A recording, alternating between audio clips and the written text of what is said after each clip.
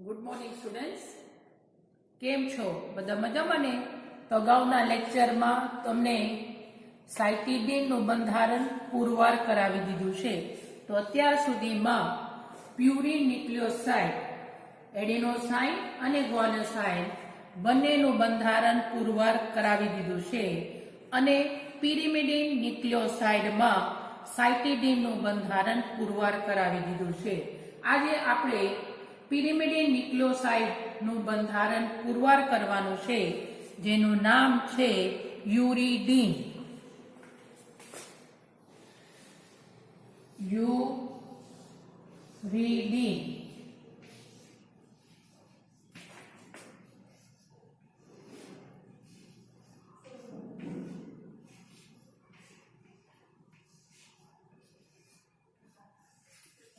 તો સૌપ્રથમ મુદ્દા છે યુરિડીન નું અણુસૂત્ર અથવા મોલિક્યુલર ફોર્મ્યુલા C9H12N2O6 છે.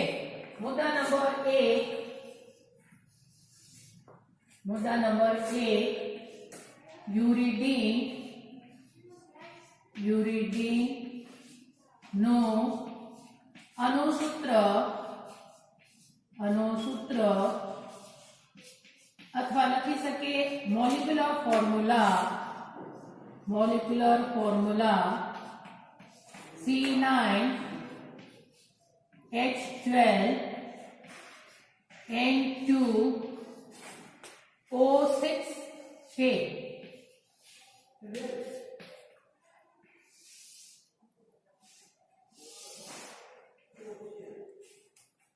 બરોબર.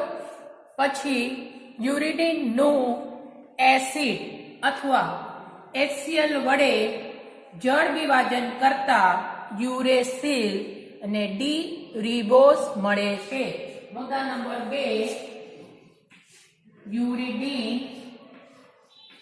યુરિડીન નું એસિડ લઈ શકીએ મોંગ HCl વડે જળ વિભાજન અથવા હાઇડ્રોલિસિસ કરતા યુરેસિલ અને ડી રિબોસ મળે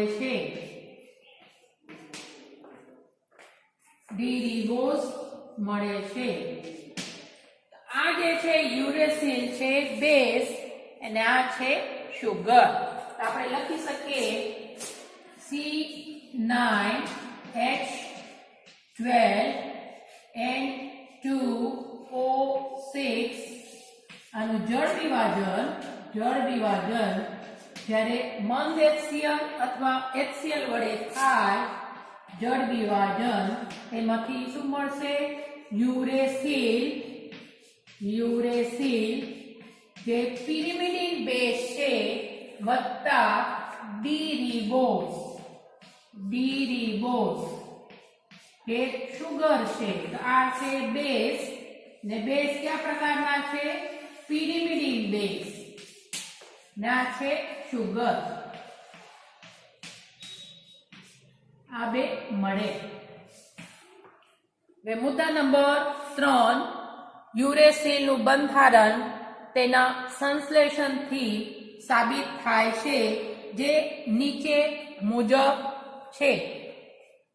મુદ્દા નંબર 3 યુરેસિલ નું સંશ્લેષણ, એનું બંધારણ છે, એનું સંશ્લેષણ વડે સાબિત કરી શકાય, જે નીચે મુજબ છે.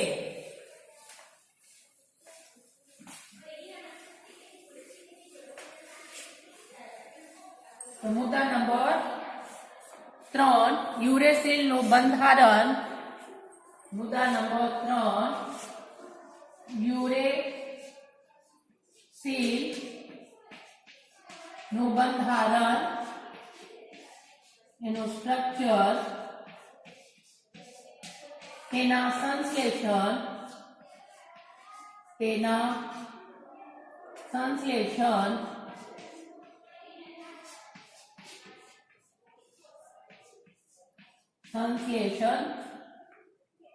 થી સાબિત થાય છે. સંશ્લેષણ અથવા સિન્થેસિસ થી સાબિત થાય છે જે નીચે મુજબ છે.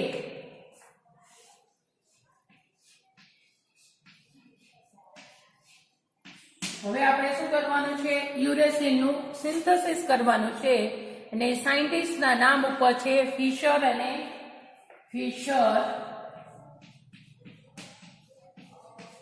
રોડર.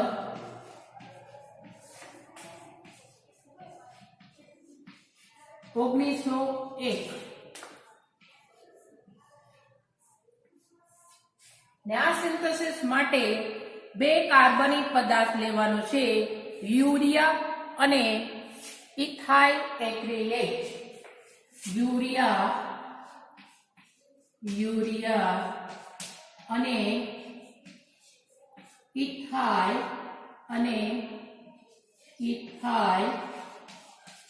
એક્રિલેટ.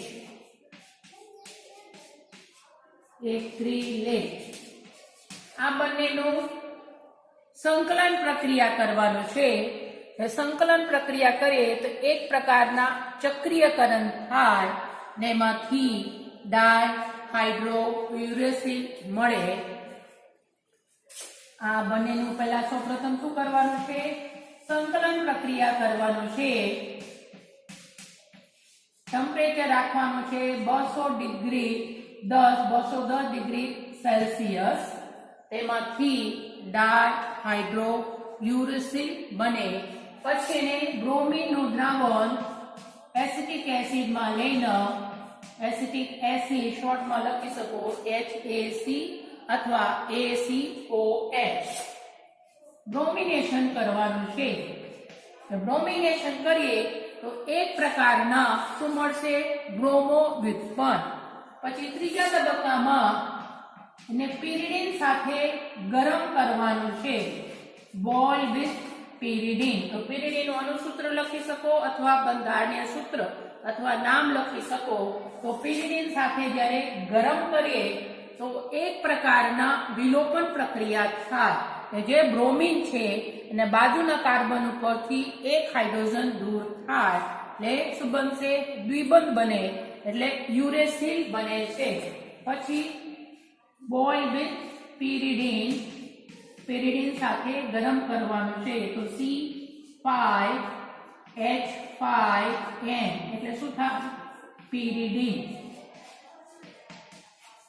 આ 3 પ્રક્રિયા કરો, 3 તબક્કા કરો એમાંથી શું બનશે? યુરેસિલ.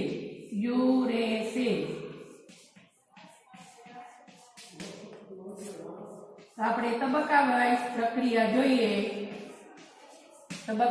પ્રક્રિયા જોઈએ. તો સૌપ્રથમ આપણે લેવાનું છે યુરિયા. એક તમને ખબર છે NH2CONH2. તો આ 3 તબક્કાથી યુરેસિલ બને છે.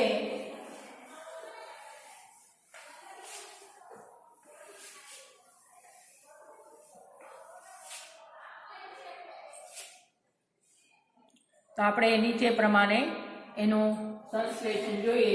તો સૌપ્રથમ શું લેવાનું છે? Urea NH2C double bond O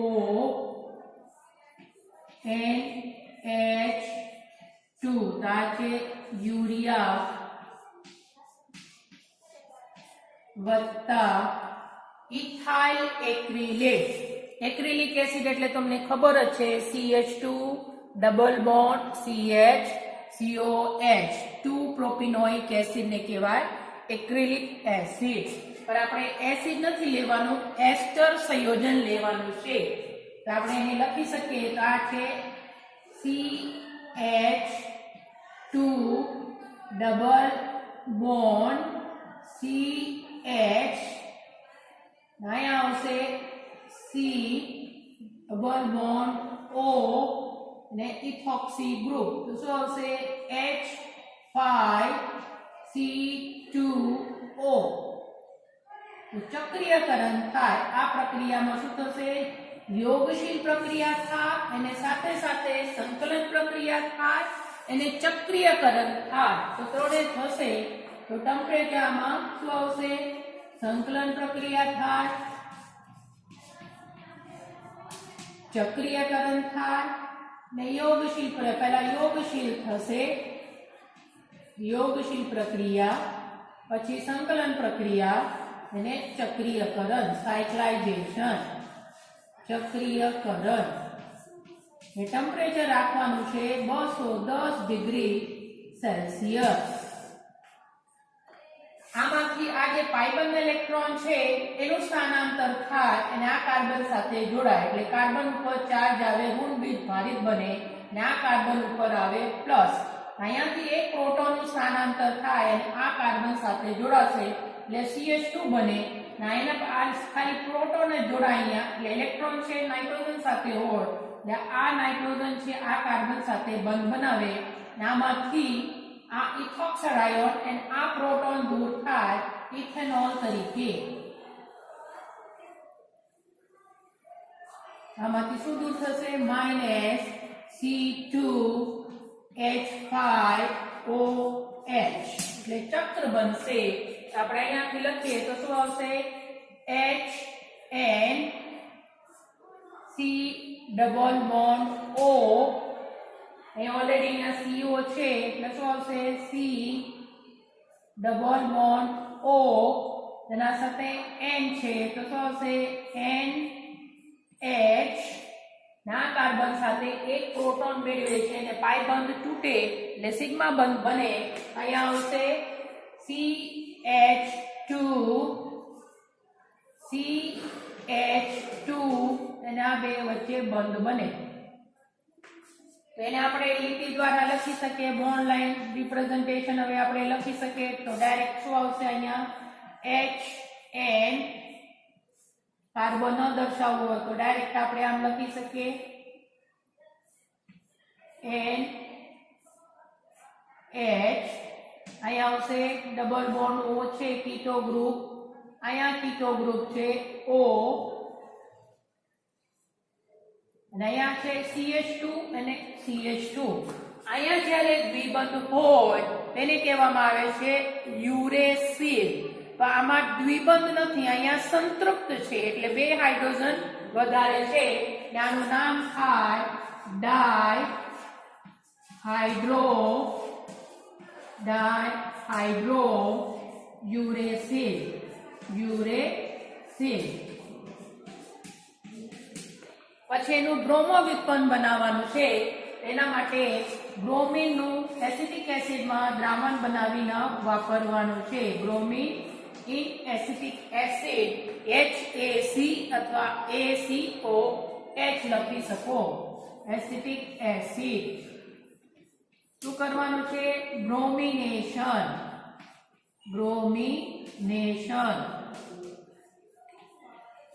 દ્વિબંધ હોય તો બંને બ્રોમિન જોડાય. અહીંયા દ્વિબંધ નથી, સંતૃપ્ત સંયોજન છે એટલે કાર્બોનિલના બાજુના કાર્બન ઉપરથી આમાં બ્રોમિન જોડાશે. આમાંથી હાઇડ્રોજન દૂર થાય અને બ્રોમાઇડ જોડાય તો શું થશે?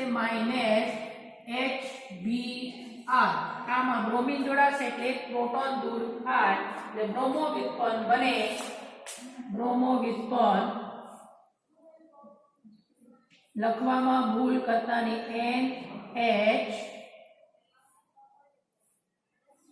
અહીંયા બતાવવા હાટું તો અહીંયા શું આવશે? Br. હાઇડ્રોજન બતાવો હોય તો હાઇડ્રોજન બતાવે. અહીંયા CH2 માંથી એક હાઇડ્રોજન દૂર થાય એટલે કેટલા થયા? 1 2 3. એક હાઇડ્રોજન છે હજી. H.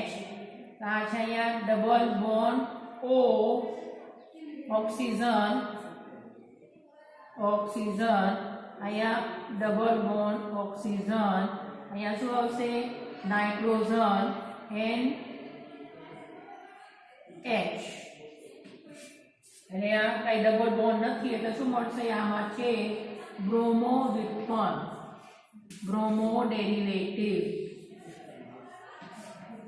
વ્યુત્પન્ન હવે જ્યારે પીડીડી ની હાજરીમાં બેઝ ની હાજરીમાં એને ગરમ કરીએ ગરમ કરો અથવા બોઇલ કરો ઉકાળવાનું છે તો એને જ્યારે ગરમ કરીએ પીડીડી ની હાજરીમાં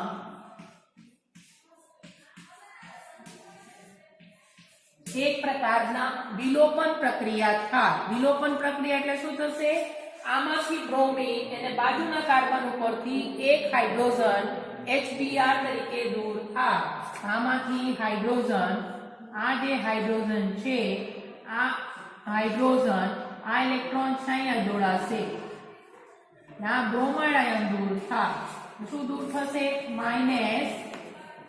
-HBr ને આમાંથી હાઇડ્રોજન જોડા આ ઇલેક્ટ્રોન અહીંયા સ્થાનાંતર થાય અહીંયા ડબલ બોન્ડ આવશે ને મળશે યુરેસિલ NH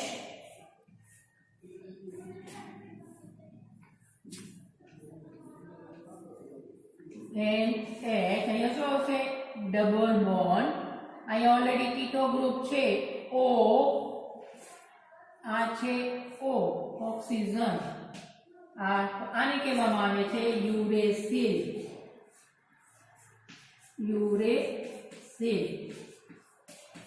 આવી રીતે યુરેસિલનું સંશ્લેષણ ફિશર અને રોડનની પદ્ધતિ વડે થાય છે યુરિયા અને અહીંયા નામ લખવાનું રહી ગયા તો અગાઉ તમને કીધું છે આનું નામ છે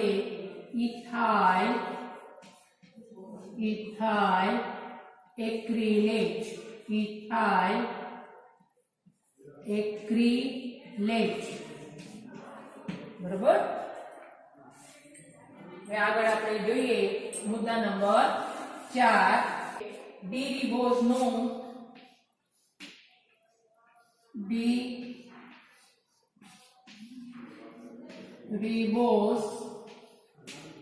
નું બંધારણ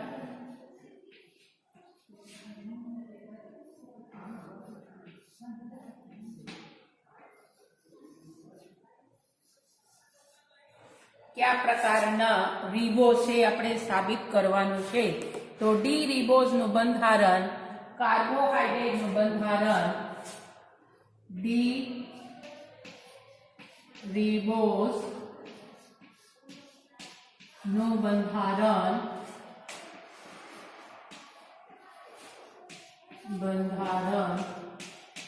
કાર્બોહાઈડ્રેટ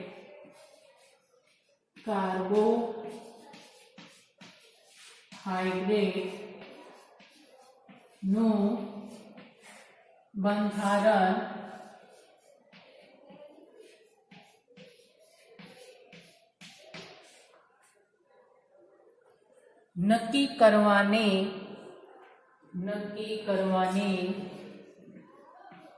નક્કી કરવાની સામાન્ય રીત દ્વારા પદ્ધતિ દ્વારા કરવામાં આવે છે રીત દ્વારા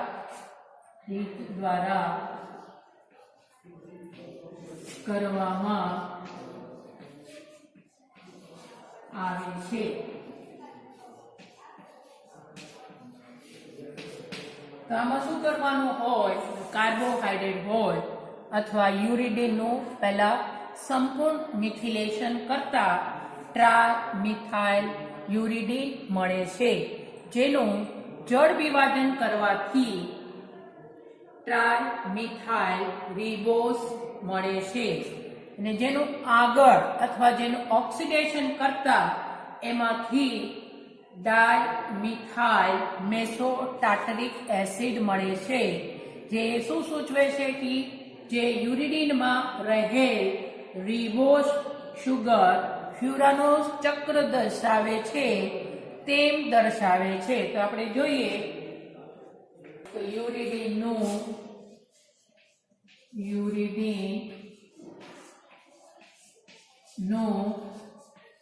संपूर्ण मिथिलेशन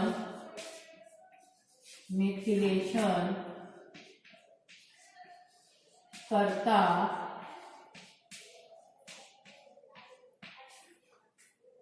ट्राइमिथाइल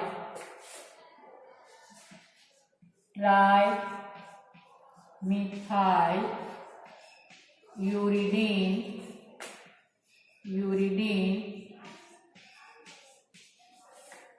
મળે છે, જેનો HCl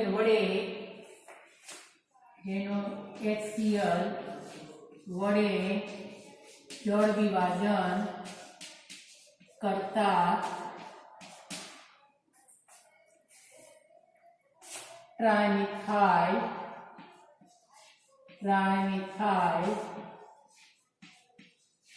रिबोस મળે છે,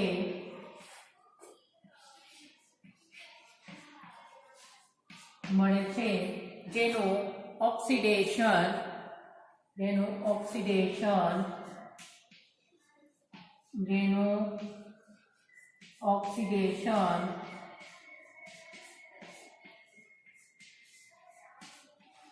अगाऊ भी तमने आ बधु मुद्दा आवी गया छे।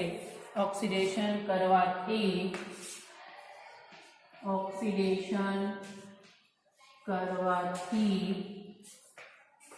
डाइमिथाइल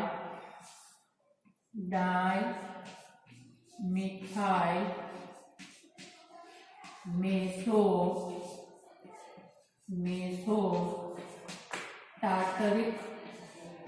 टार्टरिक एसिड મળે છે।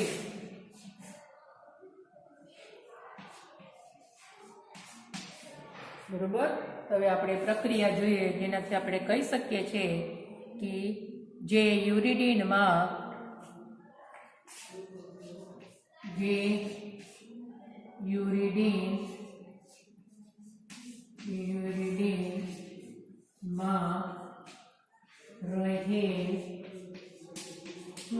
रहे शुगर आवे, रिबोस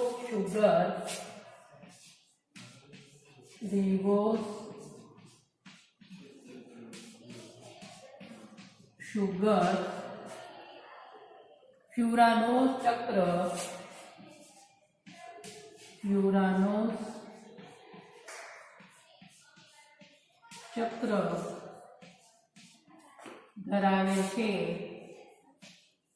धरावे छे। बरोबर, तेम दर्शावे छे।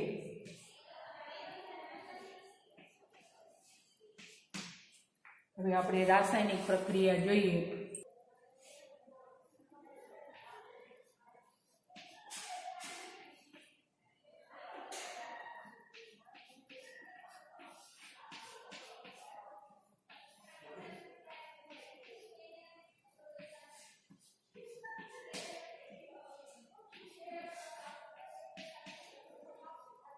चक्रीय बंधारण लेवानुं छे।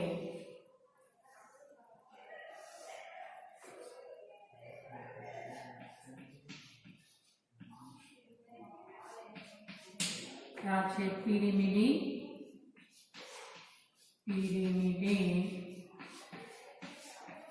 न्यूक्लियोसाइड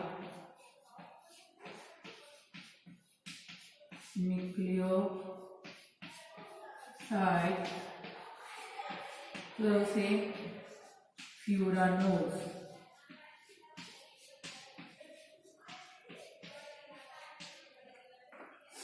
बरोबर, શું કરવાનું છે? આ જે પિરિમિડિન બેઝ છે એનું બંધારણ છે, તો આપણે મિથિલેશન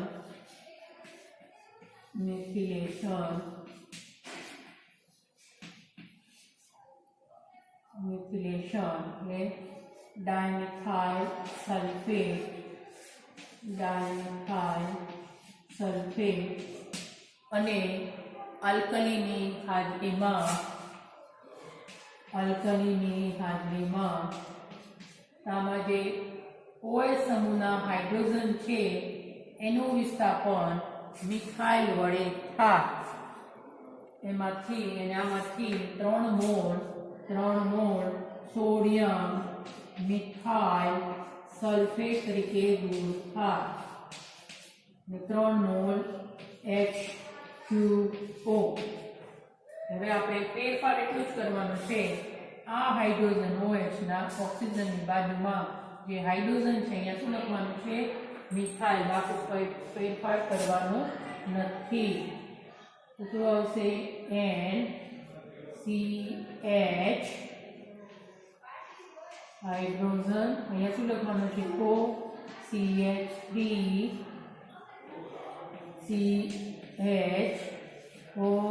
CH3 ચક્રીય બંધારણ ઓક્સિજન છે 2 કાર્બન વચ્ચે છે. અહીંયા આવશે CH2OCH3.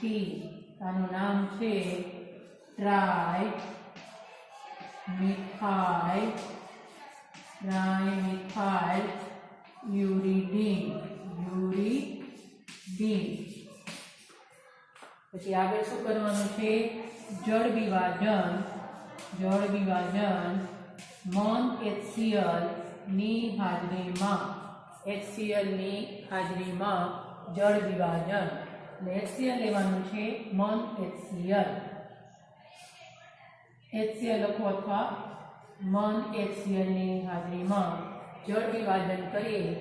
આ જે નાઇટ્રોજન અને કાર્બન વચ્ચે એ જે છે અહીંયાથી આ બેઝ દૂર થાય અને હાઇડ્રોજન છે નાઇટ્રોજન સાથે જોડાશે અને OH સમૂહ છે કાર્બન સાથે જોડાશે. તો શું મળશે? HO માં માઇનસ શું થશે? માઇનસ NH બેઝ છે એમાંથી દૂર થાય. આમાંથી મળે CH. શું આવશે અહીંયા? HOCH3 CHOCH3 CH. હવે વચ્ચે ઓક્સિજન કોમન છે. ચક્રીય બંધારણ નહીં આવશે CH2OCH3. શું મળશે? Try methyl ribose.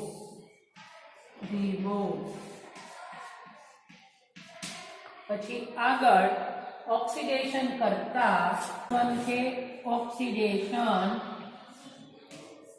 OXIN. Oxidation થી મળે COOH CH. પહેલા સેમેસ્ટરમાં તમે ભણી ગયા છો મેસો સંયોજનો.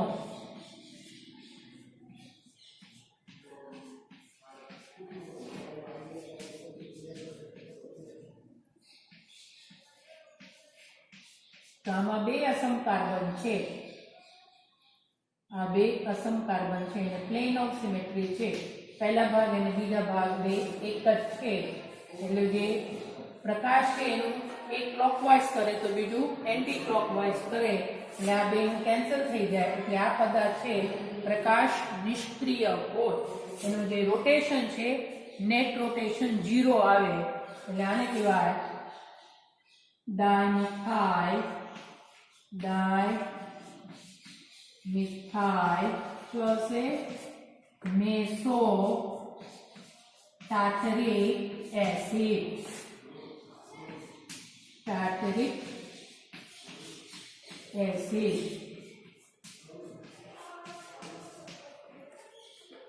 બરોબર. તો આ પ્રક્રિયાથી તેથી યુરિડીન ના બંધારણમાં રિબોઝ ફ્યુરાનોસ ચક્ર ધરાવે છે. તેથી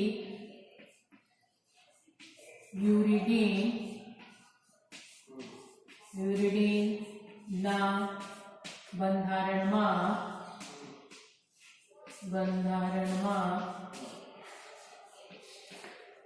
રિબોઝ, ફ્યુરાનોઝ ચક્ર ધરાવે છે.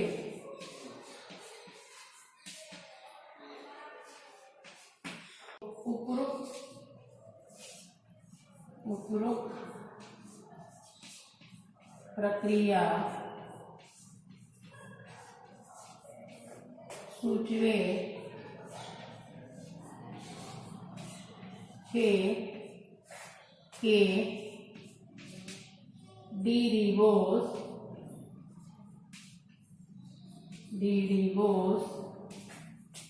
નું બંધારણ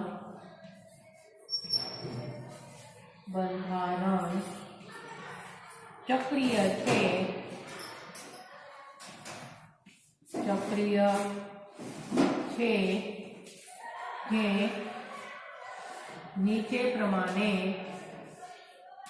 જે નીચે મુજબ છે. હવે આપણે જોઈએ ડી રિબોઝ નું બંધારણ.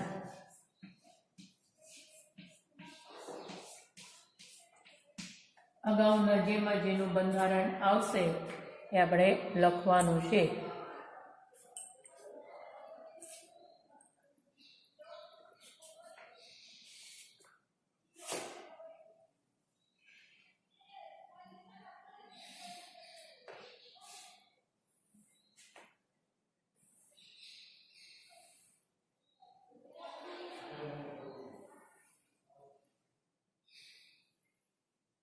અગાઉ કીધું છે જ્યારે પહેલા કાર્બન સાથે OH ઉપર હોય તેને બીટા કહેવાય અને નીચે હોય તો અલ્ફા. આ બધામાં જે હોય છે ઉપરના ભાગમાં છે એટલે શું છે? બીટા.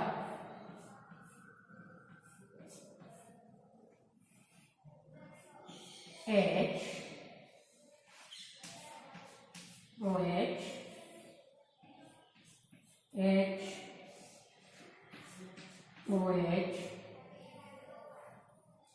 આ છે હાઇડ્રોજન.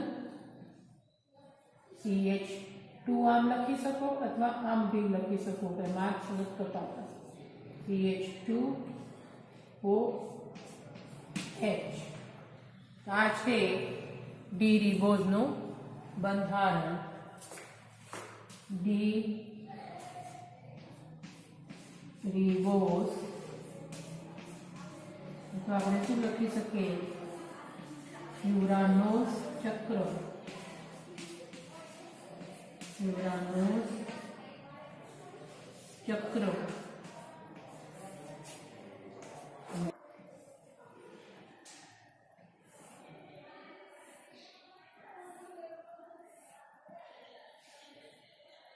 અહીંયા શું લખી શકીએ? OH